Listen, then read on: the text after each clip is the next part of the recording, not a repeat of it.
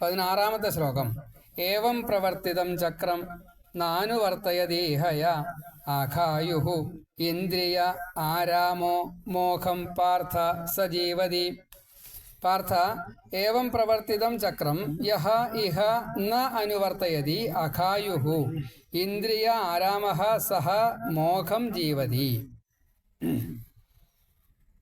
പാർത്ഥ, അർജുന, ഏവം ഇപ്രകാരം പ്രവർത്തിതം ഇങ്ങനെ പ്രവർത്തിച്ചു കൊണ്ടിരിക്കുന്നതായിട്ടുള്ള ചക്രം, അവിടെ ജീവചക്രത്തെയാണ് ഉദ്ദേശിച്ചത്. ഇത് കാലക്രമേണ പരിവർത്തമാന, അങ്ങനെയാണ്. അങ്ങനെയുള്ള ഈ കർമ്മസ്വരൂപമായിട്ടുള്ള ഈ ചക്രം യഹ ഇഹ, ആരാണോ ഇവിടെ ന അനുവർത്തയതി അനുസരിക്കാത്തത്, കർമ്മം ചെയ്യാത്തത്, അവര് അഘായുഹു ആയുഷ്കാലം മുഴുവൻ പാപം ചെയ്യുക എന്ന ഒരു അവസ്ഥ. എന്ന് വെച്ചാൽ കർമ്മം നമ്മൾ ഉപേക്ഷിച്ച് കഴിഞ്ഞാൽ, നമ്മളെ കർമ്മം ഉപേക്ഷിച്ച് കർമ്മം ചെയ്യാതിരുന്നാൽ കുഴപ്പമില്ല. പക്ഷേ കർമ്മം നമ്മൾ ഉപേക്ഷിച്ച് കഴിഞ്ഞാൽ അത് പാപജന്മമാണ്. അഘായു എന്നുള്ളതിൻ്റെ അർത്ഥം പാപജന്മം എന്നാ. ഇന്ദ്രിയാരാമഹ, ഇന്ദ്രിയങ്ങളിലൂടെ ശബ്ദാദി വിഷയങ്ങളിൽ അനുഭവിക്കുന്ന സുഖം അനുഭവിക്കുന്നതായിട്ടുള്ള ഭാവം. നമ്മൾ മൊബൈൽ നോക്കിയിട്ട് ഇങ്ങനെ ഇരിക്കണില്ലേ, അതൊരു ഇന്ദ്രിയാരാമത്വ. സഹ മോഹം ജീവതി, അവൻ ഒരു തരത്തിലും ഒരു ഉപയോഗവുമില്ലാത്ത ഭാവത്തിൽ നിഷ്പ്രയോജനനായിട്ട് ജീവിക്കുന്നു. മോഹം അമോഘം, നമ്മൾ അമോഘാസ്ത്രം എന്നൊക്കെ കേട്ടിട്ടുണ്ടാവും. ഒരു അസ്ത്രം പ്രയോഗിച്ചു കഴിഞ്ഞാൽ അത് ലക്ഷ്യം ഭേദിച്ചിട്ട് ലക്ഷ്യം കണ്ടിട്ടേ തിരിച്ചു വരും. അതിൻ്റെ വിപരീതമാണ് മോഹം. മോഹം എന്നുള്ളത് ഒരു ഉപയോഗവും ഇല്ലാതെ കണ്ട്, നമ്മൾ വെള്ളത്തിൽ വരച്ച വരയെ പോലെ, ഒരു കാര്യമില്ല, ചുമരില്ലാണ്ട് ചിത്രം എഴുതുന്ന പോലെ അങ്ങനെ സംഭവിക്കും. നമ്മുടെ ജീവിതം വ്യർത്ഥമാക്കരുത് എന്നുള്ള ഉപദേശം 16-ാമത്തെ ശ്ലോകത്തിൽ. ഏവം പ്രവർത്തിതം ചക്രം നാനുവർത്തയതീഹയ അഘായുരിന്ദ്രിയാരാമോ മോഹം പാർത്ഥ സജീവതി. അപ്പം അതുകൊണ്ട് അർജുന, ഇങ്ങനെ പ്രവർത്തിച്ചു കൊണ്ടിരിക്കുന്നതായിട്ടുള്ള ഈ കർമ്മസ്വരൂപത്തെ നമ്മൾ അനുസരിച്ചിട്ടില്ല എങ്കിൽ ഇവിടെ ആയുഷ്കാലം മുഴുവൻ ആഹാരം കഴിച്ചുകൊണ്ട് വെറുതെ ഉറങ്ങ അങ്ങനെ ജീവിച്ചു എന്ന് കൂട്ടുക. ഇന്ദ്രിയങ്ങൾക്ക് അടിമപ്പെട്ടുകൊണ്ട് ഈ ശബ്ദാദി വിഷയങ്ങളുടെ പിന്നാലെ പോയി സുഖിച്ച് കഴിയണയ്ക്കുക. ആ ജീവന്റെ ഈ ശരീരലബ്ധി നിഷ്പ്രയോജനമായി മുക്തിക്ക് ഒരു തരത്തിലും കാരണം ഉണ്ടാവില്ല. വീണ്ടും വീണ്ടും സംസരിക്കേണ്ടതായിട്ടുള്ള അനവധികളെ സ്വീകരിക്കുകയും ചെയ്യും. എന്നിട്ടോ കഷ്ടപ്പെടുക. ഇനി കഷ്ടപ്പാട് അറിയണ്ടോ? അതുമില്ല. വല്ലാത്തൊരവസ്ഥ കേട്ടോ.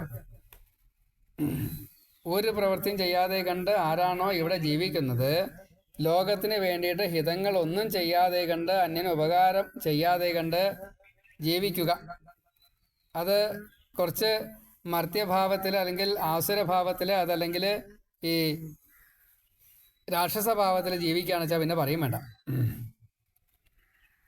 അതായത് എപ്പോഴാ സുഖിക്കണത്, എപ്പോഴാ ഇന്ദ്രിയപ്രീത്യർത്ഥം ചെയ്യുന്നത്, എപ്പോഴാ ജീവന്റെ ശുദ്ധിക്ക് വേണ്ടി ചെയ്യുന്നത് ഒന്നും അറിയില്ല. ഇങ്ങനെ ഉണഴിക്കുക, ഉറങ്ങുക, വേറെ ഒന്നുമില്ല. അങ്ങനെ ആയാൽ ജീവിതം നഷ്ടമാക്കുകയാണ്. അങ്ങനെ ചെയ്യരുത് കേട്ടോ. അപ്പം ജീവിതം എന്നുള്ളത് വേദം വിരിച്ച കർമ്മങ്ങളെ ചെയ്യാനാണ്. അത് അന്യോപകാരമായിട്ട് ചെയ്യുക തന്നെ വേണം എന്ന് ഇതിൻ്റെ വ്യംഗ്യം. അതല്ലെങ്കിൽ അവൻ പാപിയായിട്ട് മാറും എന്ന് അതിൻ്റെ വാച്യാർത്ഥം, പ്രത്യക്ഷാർത്ഥം. ഏവം പ്രവർത്തിതം ചക്രം നാനുവർത്തയതി ഇഹ യഹ അഘായുഹു ഇന്ദ്രിയ ആരാമോ മോഹം പാർത്ഥ സജീവതി. പ്രത്യക്ഷാർത്ഥത്തിനാണ് ഇതിൽ കൂടുതൽ പ്രാധാന്യം. അല്ലയോ പാർത്ഥ, ഏവം പ്രവർത്തിതം ചക്രം, ഇങ്ങനെ ഇപ്രകാരം ജീവിച്ചു കൊണ്ടിരിക്കുന്ന ഒരാള് ഒരു പ്രവൃത്തിയും ചെയ്യാതെ കണ്ട്, ഈ കർമ്മത്തെ അനുസരിക്കാതെ കണ്ട്, യഹ ഇഹ ന അനുവർത്തയതി, ആരാണോ ഇവിടെ കർമ്മത്തെ അനുസരിക്കാതെ ഇരിക്കുന്നത്, അവൻ അഘായുഹു ജീവിതം മുഴുവൻ പാപം ചെയ്യുന്ന മഹാപാപി. ഇന്ദ്രിയാരാമഹ, ഇന്ദ്രിയങ്ങളെ ഇങ്ങനെ സുഖിപ്പിക്കുക, അങ്ങനെ ചെയ്യുന്ന ഒരാള് സ മോഹം ജീവതി, അവന്റെ ജീവിതം നഷ്ടപ്പെടുത്തുകയാണ്, അവൻ നിഷ്പ്രയോജനനായിട്ട് ജീവിക്കുന്നു എന്നിപ്രകാരം ആ ശ്ലോകത്തെ കൊണ്ട് പറഞ്ഞു. ഇനി യഹാതു ആത്മരതിരേവ സ്യാദ് ആത്മതൃപ്തശ്ച മാനവഃ ആത്മനി ഏവ ച സന്തുഷ്ടഃ തസ്യ കാര്യം ന വിദ്യതേ. ആരായാലും വേണ്ടില്ല, ഇപ്പം മനുഷ്യനായാലും വേണ്ടില്ല, മറ്റുള്ളവരായാലും വേണ്ടില്ല, ആത്മാരാമൻ എന്ന രീതിയിൽ ജീവിക്കുന്നു എങ്കിൽ, മരങ്ങളൊക്കെ സ്വതേ ആത്മാരാമന്മാരാണെന്ന് പറയാറുണ്ട്. കാരണം അവർക്ക് മുഴുവൻ അന്യോപകാരം മാത്രമാണ്, അതുകൊണ്ട് ആത്മാരാമത്തുണ്ട്. പക്ഷെ പുറമേക്ക് അവർക്ക് പറയാനോ അതിനൊന്നും സാധിക്കില്ല എന്ന് മാത്രമേ ഉള്ളൂ. അങ്ങനെയുള്ള ചില മനുഷ്യന്മാരുണ്ട്. എല്ലാവർക്കും വേണ്ടിയിട്ട് ജീവിക്കുക, അവനവന് വേണ്ടിയിട്ടല്ലാതെ കണ്ട്. അങ്ങനെ ആത്മാനുഭൂതി കൊണ്ട് തന്നെ ജീവിച്ച് സംതൃപ്തി, പരമാത്മാവിൽ തന്നെ എപ്പോഴും മനസ്സ് വയ്ക്കുമ്പോൾ ഒരു പ്രത്യേകമായിട്ടുള്ളൊരു ആനന്ദത്തെ അനുഭവിക്കും. അദ്ദേഹത്തിന് ഈ കർമ്മം ചെയ്തു വെച്ചാൽ ചെയ്തതായിട്ട് തോന്നില്ല. പ്രത്യേകിച്ച് ഒരു കർമ്മം ചെയ്യാല്ലാത്തൊരവസ്ഥയിലേക്ക് അദ്ദേഹത്തിനെ ഭഗവാൻ എത്തിച്ചിട്ടുമുണ്ട്. അങ്ങനെ ഒരു ജന്മം കിട്ടിച്ചാൽ നമ്മളൊക്കെ അതിൽ പെടും, ഭാഗ്യവാന്മാരായിട്ട് പെടും. പക്ഷേ നമുക്ക് അങ്ങനെ പറ്റില്ല. നമുക്ക് എന്തൊക്കെയോ പ്രാരബ്ധങ്ങൾ ധാരാളം ബാക്കിയുണ്ട്. അതുകൊണ്ടാണ് നമ്മൾ ഇങ്ങനെയൊക്കെ ജീവിക്കണം. പല പ്രവൃത്തികളും നമ്മൾ ചെയ്തുകൊണ്ടേയിരിക്കുകയാണ്. ഇത്ര എന്ന് പറയാൻ നിർത്തില്ല, അത്രയും കൂടുതൽ. പക്ഷേ ഈ ചെയ്യുന്ന പ്രവൃത്തികളുടെ ഗുണദോഷ ഫലങ്ങളെ പോലും നമുക്ക് കൃത്യമായിട്ട് മനസ്സിലാകുന്നില്ല. അത് നമ്മുടെ ഒരു പോരായ്മ അത്രയേ ഉള്ളൂ. അപ്പോൾ അതിന് ഭഗവാൻ ഒരു സൂത്രം പറഞ്ഞിട്ടുണ്ട്. ആ സൂത്രത്തെ നമ്മൾ പ്രയോഗിച്ചാൽ മതി. ആ സൂത്രം എന്താ? നമ്മൾ ചെയ്യുന്ന എല്ലാ പ്രവൃത്തികൾക്കും നമുക്ക് സന്തോഷം തരുന്നുണ്ടോ എന്ന് നോക്കുക. നമുക്ക് സന്തോഷം തരാത്ത ഒരു കാര്യം അന്യനെ എങ്ങനെയാണ് സന്തോഷിപ്പിക്കുക? നമുക്കും അന്യനും സന്തോഷം തരാത്ത ഒരു പ്രവൃത്തി ചെയ്തു കഴിഞ്ഞാൽ അത് ഈ പാപത്തെ എങ്ങനെയാണ് ഇല്ലാണ്ടിയാക്കുക? നമുക്ക് സന്തോഷം തരുന്നില്ലെങ്കിൽ നമ്മിൽ നിന്ന് തന്നെ ഈ പാപവാസന വരും. അതൃപ്തി എന്നുള്ളത് പാപവാസനയാണ്. തൃപ്തി എന്നുള്ളത് ആത്മാനുഭൂതിയാണ്. തൃപ്തിയാണ് വരുന്നത് എങ്കിൽ ആ സന്തോഷഭാവത്തോടു കൂടിയിട്ട് ഇരിക്കുന്ന ഒരു ജീവന് വേറെ കർമ്മത്തിൻ്റെ ആവശ്യമില്ല. ഈ സന്തോഷമാണ് അവിടുത്തെ കർമ്മത്തിൻ്റെ ഫലം. അതിനെ നമ്മൾ ലോകത്തിന് എല്ലാവർക്കുമായിട്ട് കൊടുക്കുകയാണ്. ഇത് തന്നെയാണ് കർമ്മയോഗം. അത് ചെയ്യാത്തവൻ മഹാപാപി തന്നെയാണ്. യസ്തു ആത്മരതിരേവ സ്യാദ് ആത്മതൃപ്തശ്ച മാനവഃ ആത്മന്യേവ ച സന്തുഷ്ടസ്തസ്യ കാര്യം ന വിദ്യതേ. യഹ മാനവഃ തു ആത്മരതിഃ ഏവ ആത്മതൃപ്തഃ ച ആത്മനി ഏവ ച സന്തുഷ്ടഃ സ്യാദ് തസ്യ കാര്യം ന വിദ്യതേ. യഹ മാനവഃ തു ആത്മരതിഃ ഏവ, ഏതൊരു മനുഷ്യനാണോ ആത്മാവിൽ തന്നെ സദാസമയത്തും ആനന്ദിക്കുന്നവൻ, ഈ ആത്മാവിൽ തന്നെ ആനന്ദിക്കുക എന്നുള്ളത് നമ്മൾ ചെയ്യുന്ന പ്രവൃത്തികളിൽ മുഴുവൻ നമുക്ക് സന്തോഷത്തെ കിട്ടുന്നുണ്ട് എങ്കിൽ അത് ആത്മരതിയാണ്. നേരെ മറിച്ച് ആ പ്രവൃത്തിയിൽ ആത്മരതി കിട്ടണില്ല, സന്തോഷം കിട്ടണില്ല വെച്ചാൽ അത് ആത്മഹന്താവാണ്. ആത്മതൃപ്ത സന്തോഷത്തോട് കൂടിയിട്ട് തൃപ്തി വരുന്നു എങ്കിൽ ഊണ് കഴിച്ചു, തൃപ്തിയാകുന്ന രീതിയിൽ ഊണ് കഴിച്ചു വെച്ചാൽ പാക. അധികം കഴിച്ചാലും കുഴപ്പമാണ്, വേണ്ടത്ര കഴിച്ചില്ലെങ്കിലും കുഴപ്പമാണ്. അതേപോലെ വേണ്ടത് കഴിച്ചാലും വേണ്ടാത്തത് കഴിച്ചാലും, പാടുന്നത് കഴിച്ചാലും പാടില്ലാത്തത് കഴിച്ചാലും തമ്മിലുള്ള വ്യത്യാസം. അപ്പോഴും ഈ തൃപ്തി വരില്ല. ആത്മനി ഏവ ച സന്തുഷ്ട സ്യാദ്, ഈ ആത്മാവിൽ തന്നെ സന്തോഷത്തെ അനുഭവിക്കണമെങ്കിൽ ഈ ചെയ്യുന്ന കർമ്മങ്ങൾ, സ്വീകരിക്കുന്ന കർമ്മങ്ങൾ, സ്വീകരിക്കുന്നതായാലും ശരി കൊടുക്കുന്നതായാലും ശരി, അതിൽ നമുക്ക് സന്തോഷം കിട്ടുന്നില്ല എങ്കിൽ നമ്മൾ മഹാപാപിന്യ സംശയ. നമ്മൾ സന്തോഷം അനുഭവിക്കുന്നു എങ്കിലോ അത് ആത്മരതിയാണ്, അത് ലോകഹിതമാണ്, ഭഗവാൻ ഇഷ്ടമാണ്. അങ്ങനത്തെ ആൾക്ക് തസ്യ കാര്യം ന വിദ്യതേ, അദ്ദേഹത്തിന് കർമ്മം ചെയ്തതായിട്ട് തോന്നേ വേണ്ട. കർമ്മത്തിൽ നിന്നും വിമുക്തി നേടുന്ന ഒരു ഭാവത്തിലാണ് ആ പ്രവൃത്തി ചെയ്യണം. പക്ഷേ ആ പ്രവൃത്തി നിവൃത്തിമാർഗമായിട്ട് മാറി. സത്ത് ആയിട്ടുള്ളത് ഊണ് കഴിച്ചു, സത്ത് ആയിട്ടുള്ളത് മറ്റുള്ളവർക്ക് ദാനം കൊടുത്തു. ഒരു വൃത്തികേടിനെ കണ്ടു, നമ്മൾ അതിനെ അടിച്ചു വാരി വൃത്തിയാക്കി അതിനെ കത്തിച്ചു കളഞ്ഞു, അവിടെ ശുദ്ധമാക്കി. പ്രവൃത്തി ശൂദ്രാണ്, പക്ഷെ പറഞ്ഞിട്ട് കാര്യമില്ല, ഫലം ബ്രാഹ്മണ, വിപ്രത്വമാണ്. അപ്പം ഇങ്ങനെ ഓരോന്നിനെയും നമ്മൾ വിശകലനം ചെയ്തിട്ടാണെങ്കിൽ നാം ചെയ്യുന്നതായിട്ടുള്ള ഈ കർമ്മങ്ങൾക്ക് മുഴുവൻ ആത്മരതി ഉണ്ടാവും, ആത്മാനന്ദം ഉണ്ടാവും, ആത്മാവിൽ തന്നെ സന്തോഷിക്കുക എന്നുള്ളൊരു ഭാവം ഉണ്ടാവും. അദ്ദേഹത്തിന് ഈ കർമ്മം ചെയ്തു എന്നുള്ള തോന്നലേ ഉണ്ടാവില്ല. ശരീരാഭിമാനം പോലും ഇല്ലാത്ത അവസ്ഥയിൽ കർമ്മത്തിൻ്റെ ഈ ഗതി തന്നെ നമ്മളെ ബാധിക്കില്ല. അതല്ലെങ്കിലോ ഇതൊക്കെ നമ്മളെ ബാധിക്കും ചെയ്യും. നമ്മൾ സന്തോഷിക്കാതെ കണ്ട് ഊണ് കഴിച്ചാൽ, സന്തുഷ്ടനല്ലാതെ കണ്ട് ദാനം കൊടുത്താൽ, ദാനം കൊടുക്കലൊക്കെ ഉണ്ട്, ഞാൻ ദാനം തന്നോണ്ടല്ലേ നീയിപ്പോൾ പെട്രോൾ അടിച്ചത്, നീയിപ്പോൾ ഊണ് കഴിച്ചത് എന്നൊക്കെ വിചാരിച്ചു വയ്ക്കുക. പിന്നെ ആ ആൾ ദാനം കൊടുത്തിട്ട് ഒരു കാര്യമില്ല. അത് ജ്ഞാനദാനായാലും ശരി, ഇപ്പം ഞാൻ പറയണോണ്ടല്ലേ നിങ്ങൾക്കിതൊക്കെ മനസ്സിലായത് എന്ന് ഞാൻ തെറ്റിദ്ധരിച്ചു വയ്ക്കുക, കഴിഞ്ഞു. അത് ഞാൻ എന്നല്ല, ഏത് ആളായാലും ശരി എന്ന് സാരം. മാഷായാലും ശരി, അതേപോലെ തന്നെ ആചാര്യനായാലും ശരി, അതേപോലെ ഡോക്ടർ, അങ്ങനെ ഉണ്ടല്ലോ. അപ്പം ഞാൻ കാരണമല്ലേ നീ ജീവിച്ച് നടക്കണത് എന്നൊക്കെ വിചാരിച്ചാൽ ആ ഡോക്ടറുടെ പോഴത്രം എത്രയേ ഉള്ളൂ ഭഗവാനെ സംബന്ധിച്ച്. നമുക്ക് ഡോക്ടർ ദൈവമാണ്, അത് വേറെ വിഷയം. പറഞ്ഞതിൻ്റെ സാരം അതല്ല. ഈ ആത്മാനുഭൂതി ആ ഡോക്ടർക്ക് അപ്പം കിട്ടണില്ല, അതാണ് സാരം. ഡോക്ടർക്ക് ഈ ആത്മാനുഭൂതി കിട്ടുകയാണെങ്കിൽ ഒരു വക്കീൽ കേസ് ജയിപ്പിച്ചു കൊടുത്തു വെച്ചാൽ, ന്യായമായതിനെയാണ് ജയിപ്പിച്ചു കൊടുത്തു വെച്ചാൽ ജീവിതം നഷ്ടപ്പെടും എന്നുള്ള നിലയ്ക്ക് ജീവിതത്തിനെ വീണ്ടും ആ ഭാവത്തിലേക്ക്, സന്തോഷഭാവത്തിലേക്ക് കൊണ്ടെത്തിച്ചു വെച്ചാൽ അവിടെ ഈശ്വരഭാവമുണ്ട്, അപ്പം ആത്മരതി ഉണ്ട്. അല്ലെങ്കിൽ ആ വക്കീലും ഈ മഹാഭാവി തന്നെയാണ്. അപ്പോൾ നമ്മൾ ചെയ്യുന്നതായിട്ടുള്ള കർമ്മങ്ങൾ ലോകഹിതാവുക, ദേവഹിതമാവുക, നമുക്കും ഹിതമാവുക. അങ്ങനെ വരുമ്പോൾ മാത്രമാണ് ഈ മനുഷ്യനോ അല്ലെങ്കിൽ ബുദ്ധിയുള്ളവനോ മനീഷയുള്ളവനോ മാനവ ആണ്. അവിടെ മർത്യം എന്നുള്ള അല്ല അർത്ഥം, മരിച്ചുകൊണ്ടിരിക്കുന്ന ആളെന്നുള്ള അല്ല അർത്ഥം, മനീഷയുള്ളവൻ എന്നുള്ള അർത്ഥമില്ല, മനുഷ്യ എന്നുള്ള നിലയ്ക്കാണ്. അവിടെ ഞാനാകുന്ന ജീവനെ സന്തോഷിപ്പിക്കുക എന്ന പ്രവൃത്തി ഞാൻ ചെയ്തു, അതുകൊണ്ട് ഞാൻ ആത്മാനുഭൂതി, ആത്മാനുരതി അനുഭവിക്കുന്നു. ആത്മാവ് സന്തോഷിച്ചിരിക്കുന്നു, പരമാത്മാവ് ഞാൻ സന്തോഷിക്കുന്നത് കൊണ്ട് പരമാത്മാവ് സന്തോഷിക്കുന്നു, എന്നിലൂടെ മറ്റ് ജീവാത്മാക്കളൊക്കെ സന്തോഷിക്കുന്നു. അതുകൊണ്ട് എനിക്ക് ഇനി പ്രത്യേകമായിട്ടൊന്നും ചെയ്യേണ്ടതില്ല. ഞാൻ ഇപ്പോൾ ചെയ്തതും കർമ്മമേ അല്ല. തസ്യ കാര്യം ന വിദ്യതേ. കാരണം എന്നുള്ളത് ഭഗവാനും കാര്യം എന്നുള്ളത് ഇവിടത്തെയുമാണ്, പ്രപഞ്ചവുമാണ്. ഇപ്പം കാര്യം ഒരിക്കലും ഭഗവാനല്ല, കാര്യം നമ്മളെ കൂടെ ചെയ്യുന്നതായിട്ടുള്ളതാണ്. അപ്പോൾ കാര്യത്തിൽ നിന്ന് ഒഴിവാവുകയാണ് വേണ്ടത്, കാരണത്തിനാണ് പ്രാധാന്യം, കാരണത്തിലേക്ക് എത്തുകയാണ് വേണ്ടത്. കാരണത്തിലൂടെ കാരണസ്വരൂപനായിട്ടുള്ള ഭഗവാനെ പ്രാപിക്കുകയാണ് വേണ്ടത്. ചെയ്യുന്ന കർമ്മങ്ങൾ ഇനി അങ്ങനെ ചെയ്യാൻ നമുക്ക് സാധിക്കുമാറാകട്ടെ. എങ്ങനെ ചെയ്യാൻ? ആത്മരതി ഉണ്ടാകാൻ. നമ്മൾ ചെയ്യുന്ന പ്രവൃത്തി നമുക്ക് സന്തോഷമുണ്ടാകണം, അല്ലെങ്കിൽ ആ പ്രവൃത്തി ചെയ്യണ്ട, നഷ്ട. സന്തോഷമുള്ള പ്രവൃത്തി നമ്മൾ അന്വേഷിക്കുക, എന്ത് ചെയ്താലാ സന്തോഷിക്കുക. ഈ മനസ്സ് സുഖമില്ല എന്ന് പറയുന്ന എത്രയോ ആൾക്കാരുണ്ട്. അതിൻ്റെ പ്രധാന കാരണം അവർ ചെയ്യുന്നതായിട്ടുള്ള കർമ്മങ്ങൾ അവരുടെ മനസ്സിന് സന്തോഷത്തെ കൊടുക്കുന്നില്ല.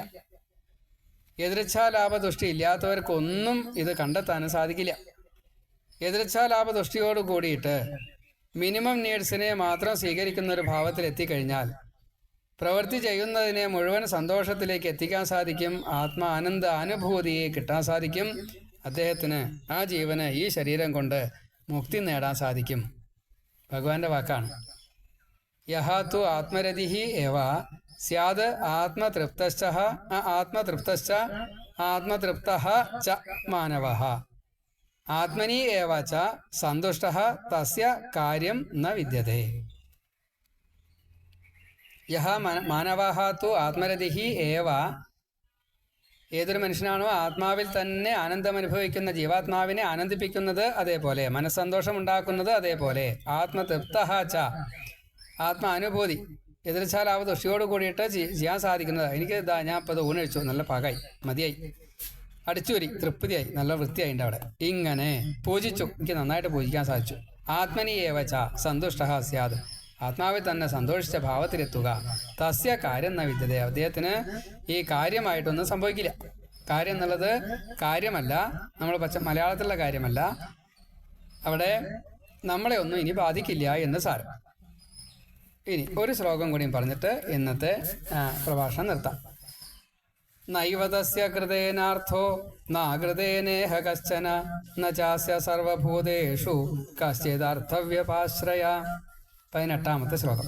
തസ്യ ഇഹ കൃതേന, ഇങ്ങനെയുള്ള ഈ ജീവാത്മാവിന് ആത്മജ്ഞാനത്തെ, ആത്മസന്തോഷത്തെ ലഭിച്ചതായിട്ടുള്ള ഒരു ജീവാത്മാവിന് ഇഹ, ഈ ലോകത്തിൽ കൃതേന, എന്തെങ്കിലും ഒരു കർമ്മം ചെയ്തുകൊണ്ട് ന ഏവ അർത്ഥഃ, പ്രത്യേകിച്ച് ഒരു പ്രയോജനവും, ഒരു വസ്തു സമ്പാദനവും, ഒരു ധനസമ്പാദനവും വേണ്ടിവരില്ല, യശസ് സമ്പാദനം വേണ്ടിവരില്ല, അങ്ങനെ കണക്കാക്കൂല. അകൃതേന ന കശ്ചന, കർമ്മം ചെയ്യാതിരുന്നത് കൊണ്ട് യാതൊരു ദോഷവും സംഭവിക്കില്ല. ആർക്കേ പറ്റുള്ളൂ? ഈ ആത്മാരാമം ആ അവസ്ഥയിലെത്തിയ ആത്മജ്ഞാനിക്ക് മാത്രമേ പറ്റുള്ളൂ കേട്ടോ, എല്ലാവർക്കും പറ്റില്ലേ, നമുക്കൊന്നും പറ്റില്ല, നമ്മളൊക്കെ ദേഹബോധത്തിലായിരിക്കണത്. അസ്യ സർവഭൂതേഷു, അങ്ങനെയുള്ള ആ ജീവാത്മാവിന് എല്ലാ ജീവജാലങ്ങളിലും കശ്ചിത് ഏതെങ്കിലും തരത്തിൽപ്പെട്ടതായിട്ടുള്ള അർത്ഥവ്യപാശ്രയ കാര്യസാധ്യത്തിനായിക്കൊണ്ട് ഒരു വ്യവഹാരം ചെയ്യാൻ വേണ്ടിയിട്ട് ആശ്രയിക്കേണ്ടതായിട്ടൊരു ഭാവം ഉണ്ടാവുകയുമില്ല. നമുക്ക് അന്യരെ സഹായിക്കാതെ കണ്ട് നമുക്ക് നമ്മുടെ ഊണ് വിശപ്പ് മാറണച്ചാൽ നമുക്ക് നെല്ലും അരിയോ ആരാച്ചാൽ തരണ്ടേ? പച്ചക്കറിയും ആരെങ്കിലും തരണ്ടേ? ഊണ് കഴിക്കാനുള്ള സാധനങ്ങൾ ഉണ്ടാക്കണച്ചാൽ വെള്ളം വേറെ ആരെങ്കിലും തരണ്ടേ? നമ്മൾ പോയിട്ട് കൊണ്ടുവരണ്ടേ? നമ്മളിൽ നിന്നല്ലോ ഉണ്ടാവണത്, മറ്റൊരാളിൽ നിന്ന് കിട്ടണ്ടേ? പക്ഷേ ഇദ്ദേഹത്തിന് അത് വേണ്ട. ആത്മാരാമന് എത്ര ദിവസം വേണമെങ്കിലും പട്ടിണിയെടുക്കാം, എത്ര വസ്തുക്കൾ കിട്ടിയാലും കഴിക്കാം.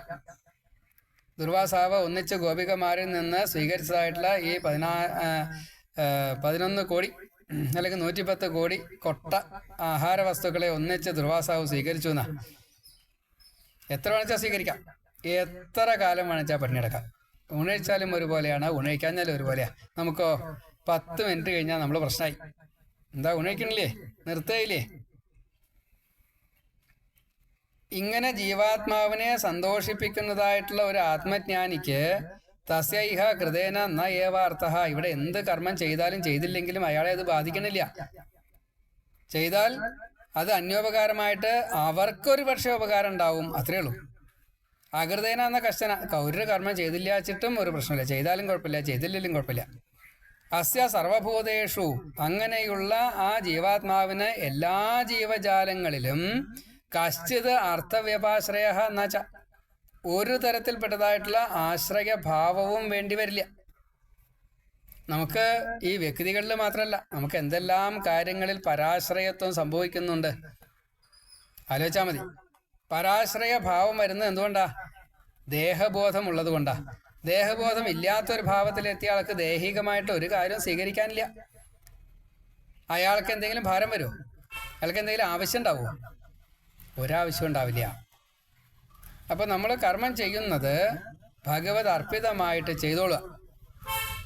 നമുക്ക് സന്തോഷത്തെ ഉണ്ടാക്കുന്ന കർമ്മങ്ങളെ നമ്മൾ തെരഞ്ഞെടുത്തുകൊണ്ട് ചെയ്തോളുക. ഒരു കാരണവശാലും ഇത് അന്യർക്ക് ദോഷമുണ്ടാകില്ല എന്ന് ഉറപ്പിക്കുക. പരോപകാരം ആയിട്ട് നമ്മുടെ കർമ്മങ്ങളെ നമുക്ക് ചെയ്യാൻ സാധിക്കണം. പരൻ എന്നുള്ളത് മക്കളായാലും ശരി, പേരക്കുട്ടികളായാലും ശരി, മുത്തശ്ശനായാലും ശരി, പരൻ തന്നെയാണ്, അന്യനാണ്, നമ്മുടെ അല്ല. നാമും അവരും തമ്മിൽ വ്യത്യാസമുണ്ട്, രണ്ട് തന്നെയാണ്, ഒന്നല്ല. നിങ്ങളുടെ സങ്കുചിതത്തിനനുസരിച്ച് ഞാൻ എൻ്റെ പേരക്കുട്ടിക്കും എൻ്റെ മകൾക്കും എൻ്റെ അച്ഛനും മുത്തശ്ശനും ഞാൻ ചെയ്തു കൊടുക്കും, അന്യർക്കൊന്നും ഞാൻ ചെയ്തു കൊടുക്കില്ല, വേണ്ട. പക്ഷെ നിങ്ങൾ ചെയ്തു കൊടുക്കുന്ന ഈ ബന്ധുക്കൾ മുഴുവൻ നിങ്ങളുടെ പരം ആണ്, മറ്റൊന്നാണ്. സന്തോഷം കിട്ടുന്നുണ്ടോ ഈ പ്രവൃത്തി കൊണ്ട്? സന്തോഷിച്ചോളൂ. പക്ഷേ ഈ അന്യന്മാർക്ക് ദോഷമായത്, അന്യൻ്റെ വീട്ടിൽ കിടക്കുന്ന കൂട്ടുകിടക്കുന്ന കോഴിയെ കൊന്ന് ഇവിടെ അന്യൻ കൃഷി ചെയ്തുണ്ടാക്കിയിട്ടുള്ള ധാന്യം കൊണ്ടുവന്നത്, കട്ട് കൊണ്ടുവന്നിട്ടേ ഇവിടെ എൻ്റെ മുത്തശ്ശി, അത് കാര്യമില്ല. അപ്പോൾ അതിൽ സന്തോഷം കണ്ടുവച്ചാൽ ശിക്ഷ ഉണ്ടാവുക. എനിക്ക് ആത്മാരാമത്വം കിട്ടുന്നത് അന്യൻ്റെ മധുര കേൾക്കുന്നത് വേണ്ട, അത് അന്യന് അഹിതം ആണ്.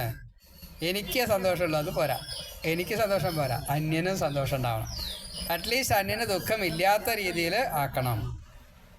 ഇങ്ങനെ ആണ് വിചാരം ചെയ്തുകൊണ്ട് പ്രവൃത്തിയെ ചെയ്യുന്നതെങ്കിൽ അത് നിവൃത്തി മാർഗമാണ്.